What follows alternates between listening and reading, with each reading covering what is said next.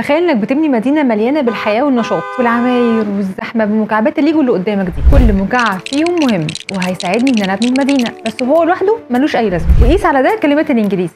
عمال بتحفظ في كلمات، ماشي حلو وجميل، بس قدرتها انها تخليك تتكلم انجليزي وتكون جمله كامله ليها معنى محدوده جدا. انت محتاج الكلمات دي تكون موجوده جوه قطعه التشانك، وبكده هيكون ليها معنى وسط الجمل والتعبيرات والمصطلحات المعروفه والمشهوره، وهتعرف تبني مدينه جوه دماغك خاصه باللغه الجديده. كل المدن اللي موجوده في دماغك دلوقتي هي مدن عربي، محتاجين بقى نبني مدينه انجليزي، وده مش هيحصل بالمكعبات اللي مش متجمعه مع بعض او الكلمات الكتير اللي انت حافظها بس مش محطوطين في وسط جمل. وهي دي طريقه التشانكس، الطريقه اللي بيرشحها كل خبراء اللغه، طريقه انك تختار اهم الجمل واشهرها اللي فعلا بنستخدمها في المواقف الحقيقيه، مش اي جمل تحفظها وخلاص. وهتعرف ازاي اهم الجمل اللي انت هتحتاجها؟